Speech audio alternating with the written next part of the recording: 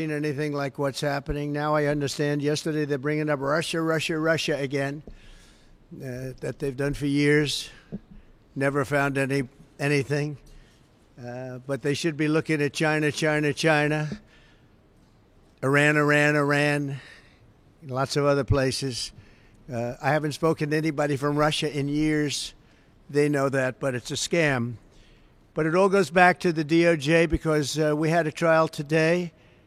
It's an appeal of a ridiculous verdict of a woman I have never met. I don't know. I have no idea who she is. She wrote a book and she made a ridiculous story up. She put it in her book, and we're now appealing the decision. We had an extremely hostile judge appointed by Clinton, very good friends of Clinton. I guess he presided over the marriage ceremony of one of the lawyers on the case against us. And it's very sad. Judge Lewis Kaplan, angry man. He was so angry. I went to the trial. I've been in a lot of litigation over the years. I've never seen such anger, or wanted to throw one of our attorneys in jail, who threatened her with jail. Nobody's ever seen anything like it over nothing. I've never seen such anger, but all of our judges, I mean, we had a brilliant judge, and I think a very fair judge in Florida. I think we have another judge who's very fair. I just ask for fair. I don't want anything different from anybody else. I just ask for fairness. We have another judge or a couple of judges that I think are fair. But then we have other judges that I think the whole thing is, I think the system is a disgrace. The case that we met on today, and then we're going to talk about job numbers, which are horrible, by the way, horrible, like really bad. And you know that. I'm sure you won't report on it, but the job numbers are terrible. We're going to talk about the appeal today. We had a great appellate lawyer go down representing us, and I think John did a very good job. You have a matter of minutes to speak. It's a very complex thing because it was a setup, a rigged deal. They had two witnesses. And before I start, I have no idea who this woman is. They have a picture from, they say, about 40 years ago, a picture. And the picture depicts her and her husband on a celebrity line where I was the celebrity. I've been a celebrity for a long time. And they were shaking my hands along with hundreds of other people. Nobody even knows where it is. The problem is she doesn't know the date of this incident. She doesn't know when. She doesn't know, was it in the 90s? Could it have been further than that? She has no idea when. And people do that because you don't want to give a specific date, and then you find out that Trump or whoever it was in Europe. So they tend to do that. They take long periods so that this way, hopefully he was in New York at that time. But this is a disgraceful case, and disgraceful in particular because it's about a former president of the United States who is now leading in the polls to be the president again. And this is being worked with the DOJ, Department of Justice, as are all of these cases. They all come out. Atlanta, Fani, that is all Department of Justice. Nobody knew that. The case with Judge Engoron, the most overturned judge in the state, that is very close because they sent their team from the DOJ to help him. The district attorney, Alvin Bragg, that was all worked with. Again, they sent a top operative from the department, from the DOJ Department of, I call it the Department of Injustice, because they're using the Department of Justice to rig the campaign. These cases are disgraceful. Now, they're brought, for the most part, in front of very hostile areas where Republicans get 3 or 4%, like downtown Manhattan, in front of very hostile judges, like hostile like you wouldn't believe. Judge Merchan, Judge Engoron, and Judge Kaplan, all of them hostile areas and very, very hostile judges. I've never seen anything like it. And very bad thing in this case, New York. Very bad thing for New York. Businesses won't come to New York because of what took place with Judge Engoron. I can tell you that. And probably the rest of them also. But this case involved a woman who wrote a book, and I guess she said something in the book. That's when I first heard about it. I first heard about it in the White House. And, of course, I denied the story because it's not true. I have no idea who the woman is. And I never met her. Now, I don't know about a picture that was taken 40 years ago with her husband on a celebrity line, so I don't think that counts. But as far as I know, I never met her. I never touched her. I would have had no interest in meeting her in any way, shape, or form. Her husband was a news anchor, actually, John Johnson, a very nice guy. She called him horrible things. We weren't allowed to say that in the trial. She said horrible things about him. I guess they're since divorced. He's a very nice guy, African-American, and she said very bad things. We weren't allowed to use that in the trial, which surprised a lot of people. But she made up a story. It fabricated 100% that I attacked her at Bergdorf Goodman. You know, it's very interesting. I don't think they were allowed to use this either. Her favorite show is Law and Order. And there's a almost exact story as her story in Law and Order about being attacked in the dressing room of a department store. I don't know if they used the name of the store. But that's her favorite show, Law and Order. She said that. And anyway, this evolved into a defamation case against me because I disputed her words because I told the truth. We were called. I was in the White House, and I said, no, it never happened. I didn't even know what they were talking about. This was, I think I was in the Oval Office. Sir, do you know anything about this? And this had to do with the book, and she had a few pages in a book making this claim. By the way, there was never a claim. There was never a police report. There was never anything mentioned. There was never publicity 30 or 40 years ago, whenever it took place. Nobody knows. She doesn't know when it took place. When did it take place? She has no idea. She thinks it was in the 1990s. She thinks it was in the 1990s. And the judge, we had two trials. We asked for a consolidation. He said no. The reason he said no is he'd rather have double the publicity because that's bad for me. Very bad, because I'm running for president. And this is not the kind of publicity you like. And whether it's true or not, it's horrible. And in this case, it's so false. It's a made-up, fabricated story by somebody, I think, initially just looking to promote a book. And when they called me, I denied the story. I got sued essentially for defamation because I'm denying a story where I'm right. I should be suing her for defamation.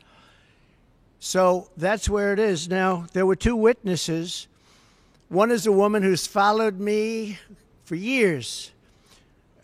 She said in 1979, I was in an airplane with her, commercial flight, and we became very intimate. I just sat down. I think I had the book, The Art of the Deal. I was famous then, too. I've been famous for a long time. And we're sitting in first class, according to her. Never happened, by the way. Totally made up story. She's a Clinton person, too, by the way. Big Clinton person. She made up the story. And so many years ago, and I think it would be 1979. One of my many people behind me could correct it, but I think she said 1979. That's a long time ago. And I sat down. I believe I had some pretty big success then, and I was being talked about a lot. Maybe The Art of the Deal was out, sometime after that. I'm not sure. But I was well known. And passengers are coming into the plane. And she said I was making out with her. And then, after 15 minutes, and then she changed her story a couple of times. Maybe it was quicker.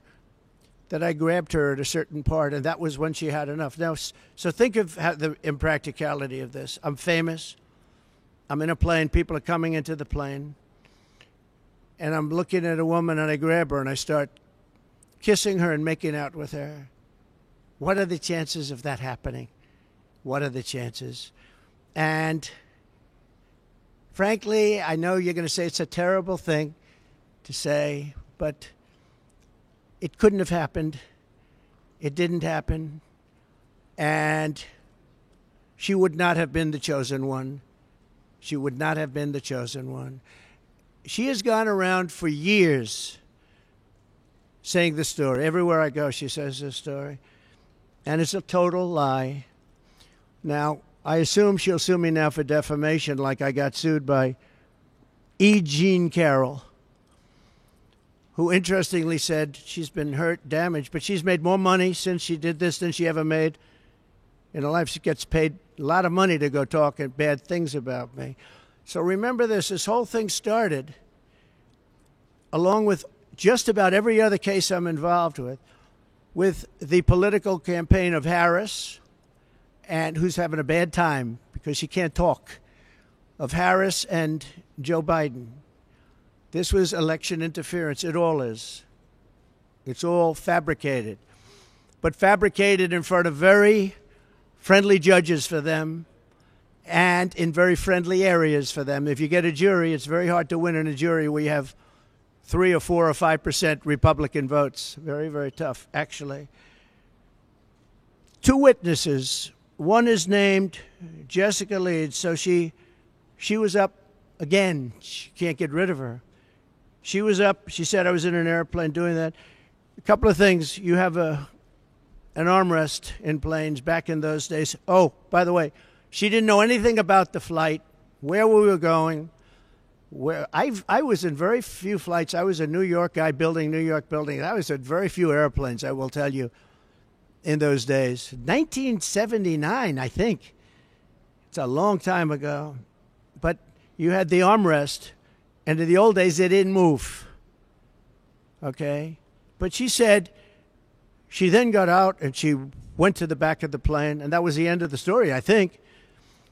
And this story has followed me for years. But just to finish with her, Jessica Leeds, no police reports, no witnesses, no corroboration of any kind, no criminal suggestions, no nothing. Then you have another one, and this one is a writer for People magazine, who I actually thought was very nice. She came to Mar-a-Lago, and she wrote the most beautiful story you've ever seen. It was a love story about Melania and myself, a love story in People magazine. And that was it. It was a cover, I think, but it was a beautiful story. Everybody would love to have that marriage. She said the nicest things about me, about Melania. You have the story. I mean, you can read the story. And her name was whoever. Let's see. Her name was who? Swarnoff, yeah. I don't have it. Whatever her name was. I don't know the lady, so perhaps it's much better that way, but I really don't know the lady. So she wrote this beautiful story, and about, I don't know, years later, no police reports, no anything. Years later, the same person they called up, did you attack at Mar-a-Lago this woman, this writer, whatever her name is? And she was a witness in a case. Her and Leeds were the 2 witnesses, only 2 witnesses. Did you attack her? I said, who is she? And they said, she writes for People magazine. I said, I don't know anything about the lady. If I had a story long ago, years before, about People, but it was a very nice story. So I don't know. It has to be made up because I don't know what you're talking about. It turned out that the same lady that wrote this beautiful story years later said I attacked her. Now, think of this. Oh, and she said the butler knew everything. The old expression, the butler did it, right? Very famous in crime stories. Well, the butler was Tony Senecal, worked for me for a long time. He was at He was retired at that time. That was years later. He retired. He was retired when this hoax came out. And what happened is he totally confirmed my story. And he didn't even work for me anymore. He passed away a couple of years ago, a good man. He said, the woman was crazy. It never happened. I was the one that served her whatever she was drinking. And I was there. And nothing ever happened. But you don't need the butler. All you have to do is read the story. Think of this. A woman comes into Mar-a-Lago, interviews me about a love story about my wife and myself. And during that interview, I attacked her and pushed her up against the wall violently.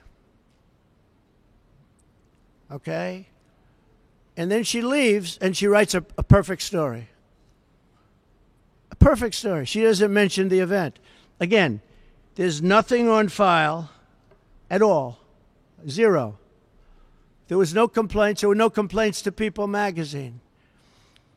There was no witness. There was nothing. Yeah, well, there was a witness, the butler, and he's already said everything. He's already told this story. Because this story, likewise, like Leeds, this story has followed me around. I could go through many other stories outside of this. You know, it's very funny. When you're rich and famous, you get a lot of people come up with a lot of stories. But you're writers, and some of you are legitimate writers, and some of you aren't. Some of you are fake news, and some of you are real news. But put yourself in my position. I'm running for president, and I have all these cases all of a sudden come out.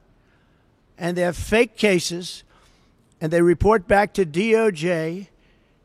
And you have Lisa Monaco, one of the people at DOJ who I saw the other day talking about the Russia hoax. And yet she's friends with Andrew Weissman and that whole group and crew, who should be sued, by the way, because they're not a charity. All they are is a political organization that goes after Trump for the last 8 years. I mean, he's a sick person that runs that, too.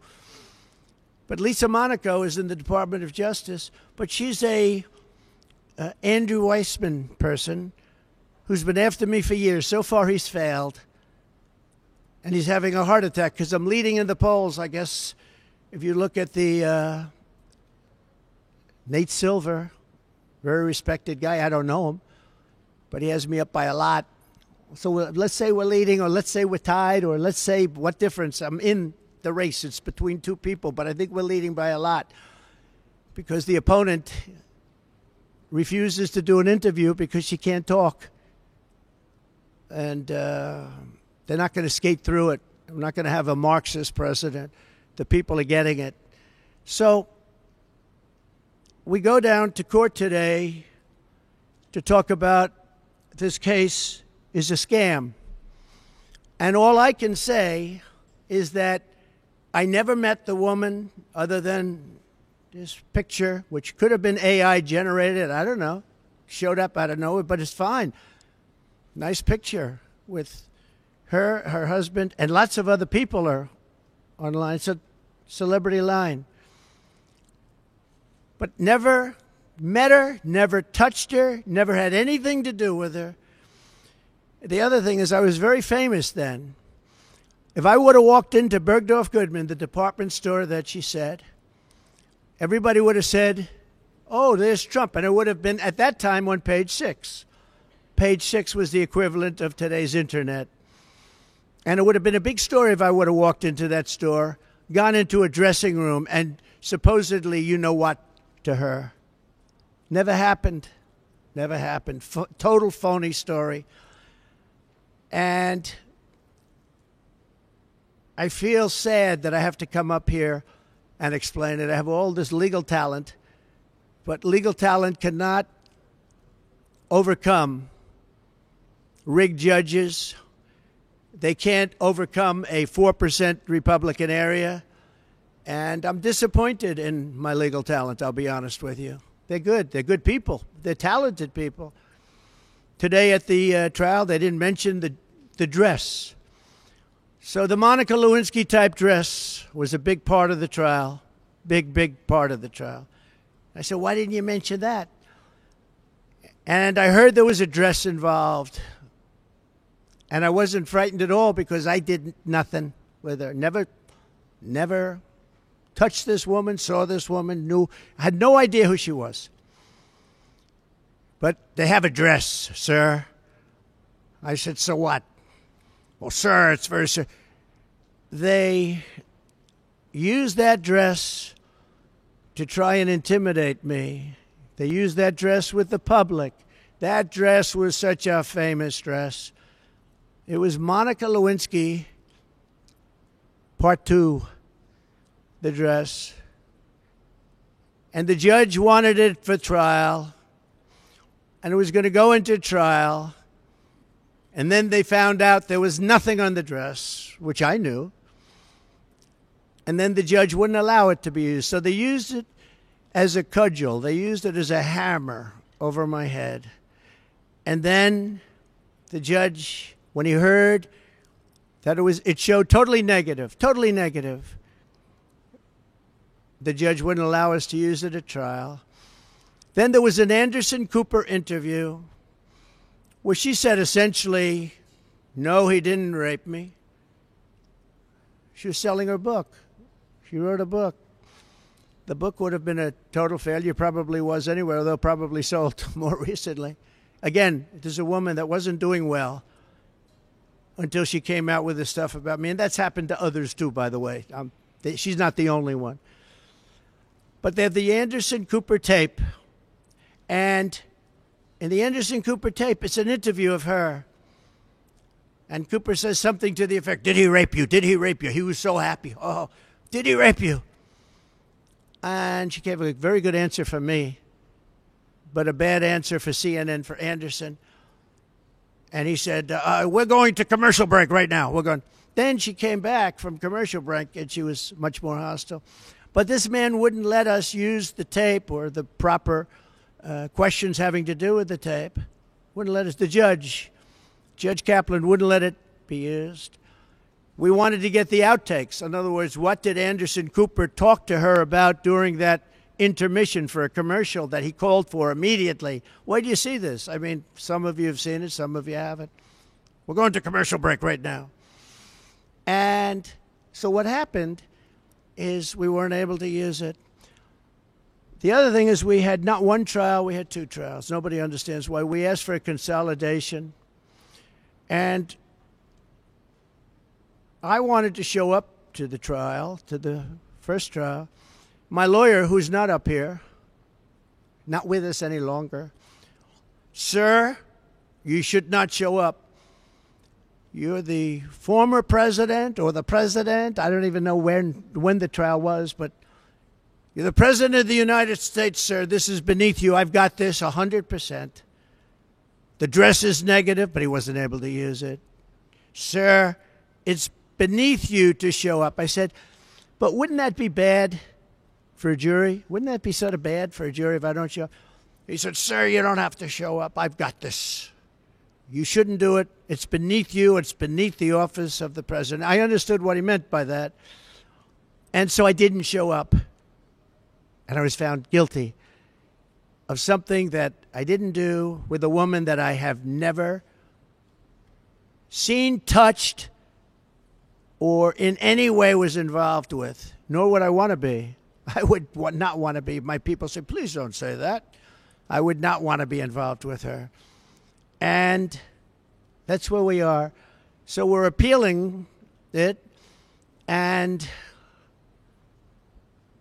people would say it's not a friendly panel based on the appointments, but you'll look that up yourself. But I hope they understand this is the office of the President of the United States, and there has to be fairness shown. Our court system is looking so bad. If you're a Democrat, these are all Democrat-appointed people. Biden, Clinton, I think others. 3 people. They seem very good today, and I mean, they seem absolutely fine, but I've read and I've heard it's not a friendly panel, but I wasn't surprised because I don't get friendly panels. I don't get friendly panels. But where we've had fair judges, where we've had brilliant judges, frankly. I don't know the judge in Florida, Judge Cannon. Don't know her at all. But I think she's a brilliant woman. I think she handled a scam. It's a scam case. That's the documents case. That's the case where Biden, who had 10 times more documents, took all this stuff for years, 50 years, and he was exonerated. Of course, they said he was incompetent, so he wasn't fit. So he was exonerated based on that. But me, I don't get exonerated so easily. And I had a thing called the Presidential Records Act, which exonerates me. But we won that trial, and the other side plays the ref. Crew and Weissman and all these people. And again, Lisa Monaco should not be involved in this because she's been after Trump for years, and now she's like the second person at the DOJ. But she's with all these people. And they're playing the ref, and they say terrible things about judges. They do it with the Supreme Court justices because they think they're going to intimidate them. I think it should be illegal. That's what the DOJ should look into, the legality of these people taking a brilliant judge and demeaning her, and taking other people that are fair and solid and demeaning them. It's called playing the ref. Nobody did it better than the late, great Bobby Knight basketball coach. He would play, he would scream at those refs and everything and said, they'd say, Bobby, you're not going to get the decision overturned. Yep, but the next one I will. And he was right. He was a great basketball coach. Last coach to have an undefeated season. Last coach in basketball to have it many years ago. He also endorsed me, but he played the ref. These people are playing the ref when they are allowed to call for recusal, impeachment of a judge because they're not getting their way. And for some reason, the other side doesn't do that. They don't do that. The other side is much softer. Republicans play it a lot softer, but they play it legitimately. So I'm going to ask, if I might, Will Scharf to come up, just say a couple of words about what took place today. One of our attorneys working on this it's a ridiculous case. Remember, it never happened. It was made up for political reasons. And the DOJ is behind everything. Every one of these cases. It's political interference. It's a witch hunt, just like the fake Russia scam was a witch hunt. And just like they want to start that scam all over again by announcing that Russia we're talking about. And you know what they do when they do that? They intimidate people from having a fair election. They intimidate poll workers from speaking up when they see crooked things take place in the election. And it's a disgrace. Our country's in serious trouble. Our judicial system is in very serious trouble. Will, please come up. Thank you. Good morning, y'all. My name is Will Scharf. I'm one of President Trump's attorneys. Today we presented oral argument before the United States Court of Appeals for the Second Circuit in one of two cases brought against President Trump by E. Jean Carroll. Now, it's really important to remember that E. Jean Carroll's story at its heart is an utterly implausible he said, she said story. There is no corroboration for anything she has ever claimed about President Trump. There are no corroborating witnesses. As President Trump alluded to, there is not confirmatory DNA. No police report was filed at the time of this alleged incident. She was unable to identify when this incident occurred until quite recently. No surveillance evidence or witnesses have ever been found or come forward confirming any aspect of E. Jean Carroll's story. In light of that, in light of the utter implausibility of the story that E. Jean Carroll was attempting to sell to the jury in this case, her attorneys introduced evidence that should have never seen the inside of a courtroom. Utterly insane efforts to introduce propensity witnesses, Jessica Leeds and Natasha Stoynoff, most notably, in an unfair and improper effort to buttress E. Jean Carroll's failed attempt to assault President Trump. Jessica Leeds' story is instructive here. This is a woman who claims that in the middle of a crowded airliner in 1979, President Trump assaulted her. Leeds has never been able to identify where this plane departed from, where it went to, the date of the flight in question, making our efforts to disprove her testimony extremely difficult. Under the federal rules of evidence, this story should have never been allowed to be presented to the jury in this case. The same is true of Natasha Stoynoff's story, which again lacks any indicia of reliability, any sort of credibility, any sort of confirmatory testimony from other witnesses, or anything else that would make you believe that this actually happened. So on the one hand, you have a judge who allowed in this improper propensity evidence that should not have been allowed in. In our view, that polluted the jury's deliberations in this case. That presented a story to the jury of a series of a pattern of conduct that the jury should not have been considering. And we think that absent that propensity evidence, no fair jury could have reached the verdict that was reached in this case. And as a result, we believe that this verdict needs to be overturned. But there's more than that. In addition to this improper propensity evidence, President Trump and his trial team were prevented from cross-examining E. Jean Carroll and other witnesses on crucial issues in particular relating to political coordination and the political motivation behind this entire lawsuit. This is a lawsuit that was instigated in large part by George Conway, a longtime political foe and adversary of President Trump. This is a lawsuit that was funded by Reid Hoffman, a key political ally of the Biden-Harris administration and a major Democrat donor. We were limited in the evidence we were allowed to present at trial about these crucial facts. We were prevented from cross-examining E. Jean Carroll on aspects of that dynamic that underlies this entire lawsuit. And that, too, unfairly corrupted the jury's deliberations in this case and requires reversal of the jury verdict. I think this political coordination point is particularly important, though. It's important to emphasize because what we have seen in the last few years is a weaponization by the Biden administration and by their political allies of our legal system and of our courts to unlawfully, unconstitutionally interfere with President Trump's core First Amendment right to run for president. That is a right guaranteed to him by the Constitution. That is the right that his political opponents are attempting to strip away from him. We have seen this in case after case after case where unfair political motives have underlay what should be serious legal proceedings. And I think when you look at this situation in toto, when you look at what the left, when you look at what the Biden-Harris administration is attempting to do to President Trump, this is insane. This is an absolute abuse of our legal system. It's an absolute abuse of the rule of law. It should be deeply offensive, not just to political supporters of President Trump, but to each and every American. With respect to today's appeal, we are hopeful that the Second Circuit understands what's at stake here. We are hopeful that the Second Circuit understands what occurred during this trial, which was an improper use of evidence to buttress E. Jean Carroll's entirely meritless claims on the one hand, and an improper exclusion of evidence that would have informed the jury about the true motivation behind this lawsuit and that we believe would have resulted in a very different verdict. Thank you. Thank you very much. Good afternoon. I've done this one too many times, actually too many times for the last 3.5 years while President Trump has been trying to fight to get this country back. And I want to speak to the American women, and I want to speak to the people that need to get out and vote on November 5th. I have sat with President Trump for years now while he has been targeted with lies and with judges, AGs, and DAs who have specifically run in this city and others on getting Trump.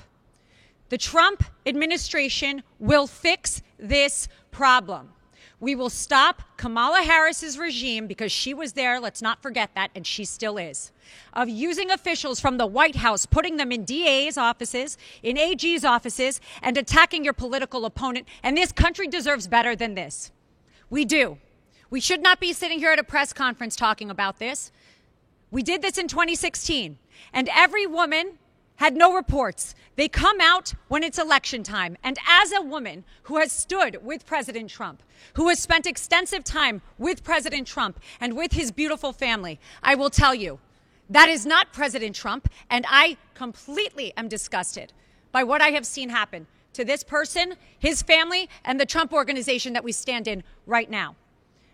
You must vote Donald Trump back in because as an attorney, as a woman, as a mother, our future of this country depends on it, and we need to stop this from happening. The DOJ is supposed to help our country and protect us, not attack us because you cannot win in the polls. Thank you. Thank you very much, both. And just in finishing this, we have numerous other trials that are also very much in coordination with the DOJ. They actually took just about their top person and they put him into the offices of the Attorney General of New York, and then also the office of the DA Bragg's office, to make sure the case is brought viciously against their political opponent. And it's a shame. It's a shame. Businesses will not come to New York because of it. They actually, in the case of Engoron, they used a consumer frauds case, never used before for a thing like this. And not only were my numbers correct, and again, this was a generality. All you need is a general, but I had really good numbers, but they were very conservative, very much on the low side. And the judge knew that. And the judge ruled a fine against me, the likes of which has never even been heard of. Businesses will never come to this state as long as that is able to be held up, because we won that trial so conclusively. We had an expert witness said that President Trump's financial, this was an expert witness from the Stern School of Business, one of the most highly respected people in the country, as an expert witness. He said, to the best of my remembering, it's a big statement, but he said, this is perhaps the best financial statement I've ever seen. But the judge made me pay like a $400 million fine. This is a consumer fraud statement. Think of it. Consumer frauds case that they made it in. The judge refused to give it over to the commercial division where they could understand things, and they would have dismissed it immediately because this case had no merit whatsoever. The judge wanted to settle the case for a very much smaller amount, and I said, I'm not going to settle. I didn't do anything wrong. But he would have settled the case for a much smaller amount. He wanted to settle it for a much more. We had numerous meetings in his office for a fraction of the number that he gave. That was one of the interesting things. I figured that the worst that you could do is what he wanted to settle for, which was a very small number by comparison. And then he just came out with this number. This was a coordination with the DOJ. And the other case that you know about and you've been hearing about, which is same kind of a thing, also in coordination, is the Bragg case. And they actually wanted to put them together in New York. They wanted to put the DA case together with the Attorney General case, but they both wanted credit. They couldn't understand, they both wanted credit, so they had their own cases. And it's very corrupt in New York, and very, very corrupt. It's a very corrupt place and doing very badly. But when people see what happened, and when they see, I've had so many calls from business people saying, this is just terrible. Today, there was a story about somebody in Southern District who's highly respected, knocking the hell out of both of those cases, say it's an embarrassment they were allowed to be brought. And I'm going to write out a list of things from Alan Dershowitz, Andrew McCarthy, Greg Jarrett, some of the greatest people, all legal scholars, great people, Jonathan Turley, like 10 highly respected, the most highly respected people that quote Calabrese, Judge Calabrese, that quote on cases. And shockingly, they can't even believe it. They said this case should not have been allowed to be brought. And that's about pretty much both cases, but it's about the case that we have in front of Judge Merchan. That case is a disgrace. Should have never been allowed. I did nothing wrong. And he took a non-existent, expired, long expired by the statute of limitations, misdemeanor. He made it into 34 or something more than that counts of felony. Nobody can even believe it. Over nothing. And if you look at that case, he wouldn't allow it. That whole thing was done by an attorney. I had nothing to do with it. That was done by an attorney, a sleazebag named Michael Cohen. And he did the whole thing. And you're allowed to have reliance on attorney. It's called reliance on attorney. You have a reliance on attorney. Attorney's allowed to do things. And all it was is a non-disclosure agreement with somebody that said nothing happened, by the way. I might add that. If you don't mind, I'll add that. We have a statement, nothing happened. And he got a non-disclosure agreement. He did it on his own, and this judge refused to allow us to use that as a defense, the attorney-client defense, which is very standard. Other people have never heard that you're not allowed to use it. But he's the one that did it because I was running for president and running the country. He's the one that did it. So all of these cases are a disgrace. But the case that we had today downtown, I wish we could have mentioned the dress. Again, got the idea from Monica Lewinsky, but it was negative, wasn't allowed to be used. I wish we could have mentioned many of the other things, and I certainly wish we could have gone to CNN and got the outtakes, what's called the outtakes. What did Anderson Cooper tell her during the commercial? I'd love to find that out. So that's where we are. We have a very corrupt system of laws, but in that system we have some very good judges also, and I think in the end the good judges will prevail. And I hope Democrat-appointed judges can see a scam like this where somebody just makes up a story, probably out of Law and Order. I don't know. She made it up out of somewhere. But check out the Law and Order episode that we're talking about. Make up a story, and I end up getting sued. And by the way, the punishment is like $89 million and wouldn't have two cases. It should have been one case. But two cases is better because you get double bad publicity. We asked the judge, could you consolidate the cases? Same case. And he refused to do so. He wanted two cases. So two cases, two sets of lawyers, two everything. It's really, really very disgraceful. Let me talk about job numbers because, as you know, they just came out, and they're a basic disaster. They are really bad. You had numbers that are shocking. Native-born Americans, we lost 1.3 million jobs, while foreign-born Americans were able to take all of those jobs. So foreigners coming in illegally, largely illegally, into our country, took the jobs of native-born Americans. And I've been telling you that's what's going to happen. Because we have millions and millions of people pouring into our country, many from prisons and jails and mental institutions and insane asylums. Traffickers, human traffickers, women traffickers, sex traffickers, which, by the way, that's the kind of thing that people should be looking at because it's horrible.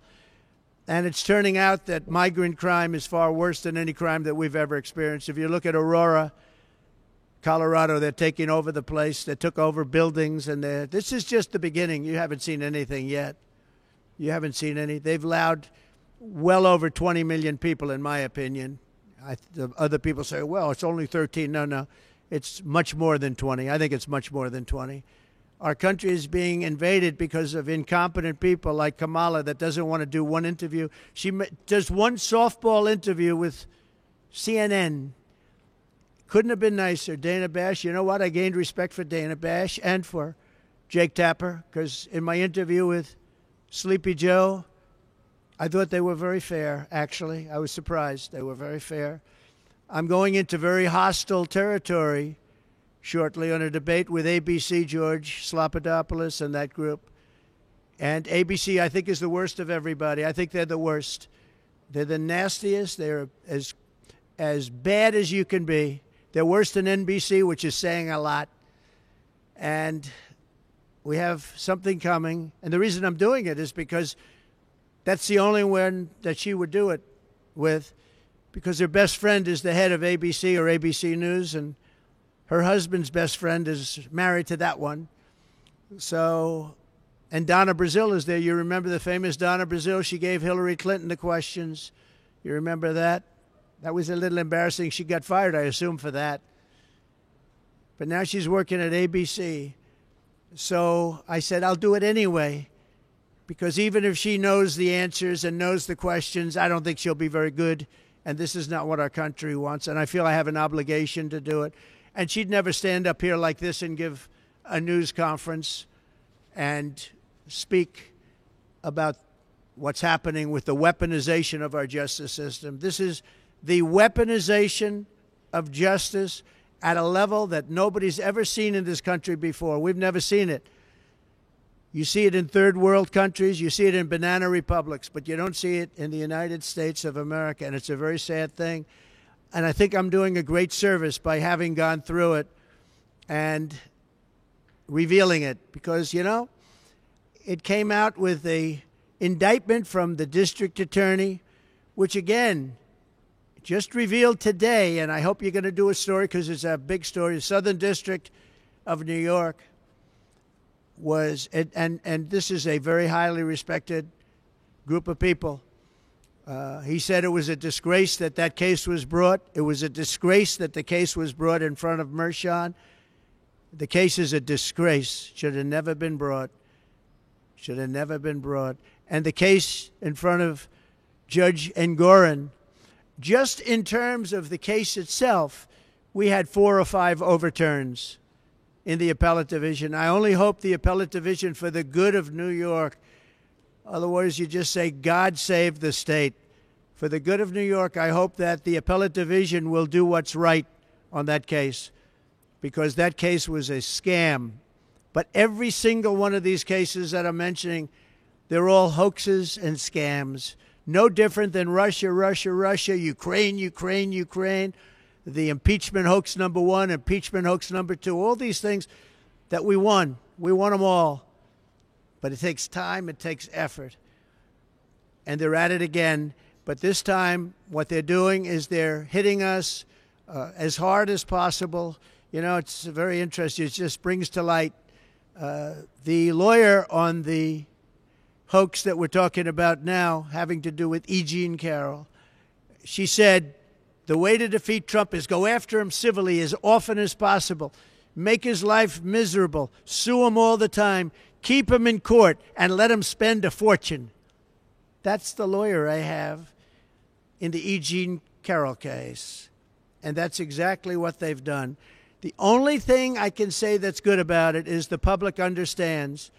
And my poll numbers, I believe, are higher now than they would have been without it, because the public understands it's a hoax, it's a scam, it's a political witch hunt, and some of you should be ashamed of yourselves. Thank you very much, everybody. Thank you. Mr. President.